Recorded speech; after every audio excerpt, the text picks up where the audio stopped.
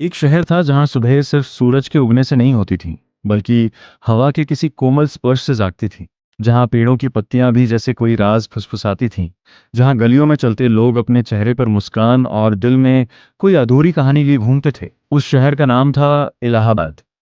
और इसी शहर में शुरू हुई एक ऐसी कहानी जिसे पढ़कर लाखों लोगों ने प्रेम को नए तरीके से समझा, दर्द को महसूस किया और चुप्पी की कीमत जानी। ये कहानी है चंदर और सुधा की, दो ऐसे लोगों की जो एक दूसरे के बिना अधूरे थे, लेकिन फिर भी कभी एक नहीं हो सके। एक लड़का जो सबका था, पर खुद का नहीं। चंदर एक होनहार युवक था, पढ़ाई में तेज, व्यवहार में सरल और सोच में बहुत गहरा। यूनिवर्सिटी में उसका नाम था, लोग उसका सम्मान करते थे। लेकिन उसकी सबसे बड़ी पहचान किताबें नहीं थी। उसकी सबसे बड़ी पहचान थी एक घर, डॉक्टर शुक्ला का घर। डॉक्टर शुक्ला उसे बेटे जैसा मानते थे। उनका घर चंदर के लिए सिर्फ एक जगह नहीं, एक सुकून था, जहां उसे अपनापन मिलता था, जहां से कोई अपना कहने वाला था। और उसी घर में रहती थी सुधा, एक लड़की जो साधारण थी, लेकिन दिल असाधारण था। सुधा का चेहरा किसी फिल्मी नायिका जैसा नहीं था, लेकिन उसकी हंसी ऐसी थी कि किसी का भी दिन बदल जाए। उसकी आंखों में शरारत थी, आवाज में मिठास थी, और दिल में इतनी मोहब्बत कि जो भी उसके करीब आए अपना बन जाए। वह कभी चंदर पर गुस्सा करती, कभी उसे चाय पिलाती, कभी उसकी किताबें छुपा देती, कभी उसके देर से आने पर नाराज हो जाती। और चंदर, वह हर बार मुस्कुरा देता, क्योंकि वह जानता था ये नाराजगी नहीं, अपनापन है। धीरे धीरे दोनों एक दूसरे की आदत बन गए। सुधा बिना चंदर के अधूरी थी, और चंदर बिना सुधा के खाली।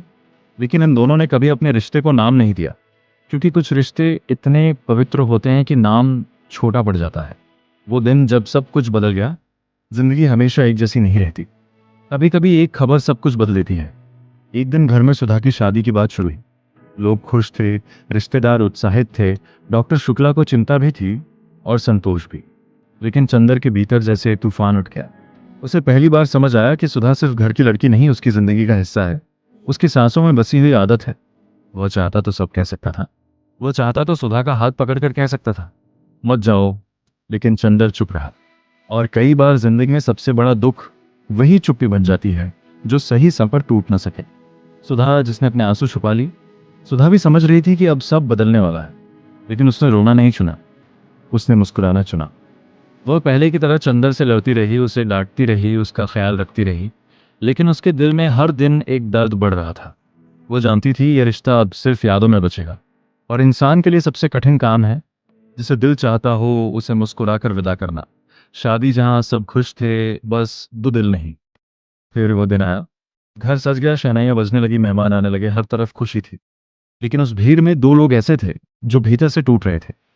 एक सुधा, जो बहन बनी बैठी थी, लेकिन आंखों में सवाल थे। दूसरा चंदर, जो सबके बीच खड़ा था, लेकिन अपने ही दिल के मलबे पर। सुधा की विदाई हुई। लोगों ने कहा लड़की अपने घर चली गई। लेकिन सच ये था, उस दिन चंदर की दुनिया चली गई। खाली घर, खाली मन। सुधा के जाने के बाद वही घर बदल गया। वही कमरे थे, वही दरवाजे, वही आवाजें।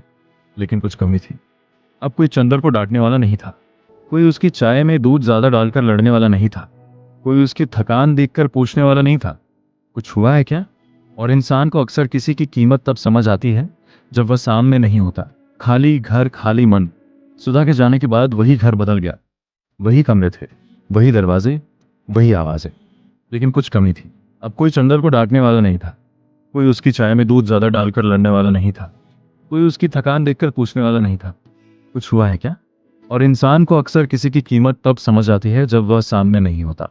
पम्मी का आना और दिल का न भरना। इसी बीच चंदर की जिंदगी में आई पम्मी।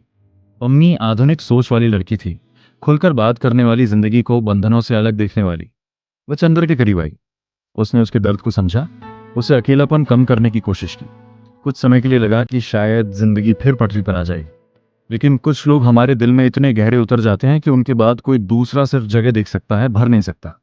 चंदर मुस्कुराता था पर मन खाली था। वह बात करता था पर दिल कहीं और था। उधर सुधा, इधर दर्द। सुधा अपने नए घर में थी। वह सबकी जिम्मेदारियां निभा रही थी, रिश्तों को निभा रही थी, घर संभाल रही थी। लेकिन भीतर से टूट रही थी, क्योंकि शरीर जहां होता है, दिल हमेशा वही नहीं होता। वह कोशिश करती थी कि सब सामान्य लगे, लेकिन हर मुस्कान में छिपा हुआ दर्द था। वो चंदर को भूलना चाहती थी, लेकिन कुछ लोग याद नहीं, आदत बन जाते हैं। समय ने फिर एक मोड़ लिया। दिन बीतते गए।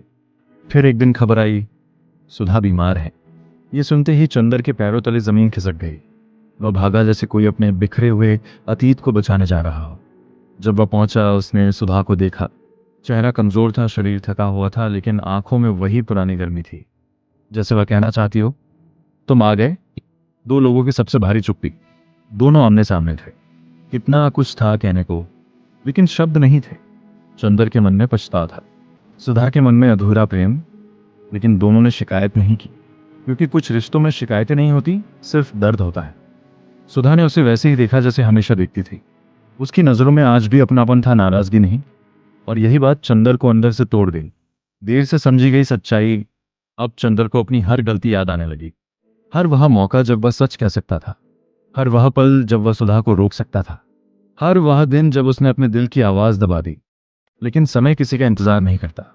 जब इंसान समझदार बनता है, कई बार जिंदगी उससे पहले ही सब छीन चुकी होती है।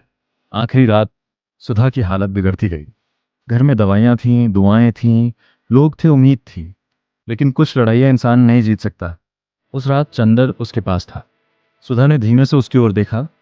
उस नजर में शिकायत नहीं थी, बस प्रेम था, बस अपनापन था, बस एक शांत विदाई थी। जैसे वह कह रही हो, तुमने मुझे कभी पाया नहीं, लेकिन मैंने तुम्हें कभी खोया भी नहीं। और फिर सब शांत हो गया। जब एक धड़कन कम हो गई, सुधा चली गई। कमरा वही था, लोग वही थे, लेकिन हवा बदल गई थी। अब उस घर में सब कुछ था, बस वह नहीं थी जो सबको जोड़कर रखती थी।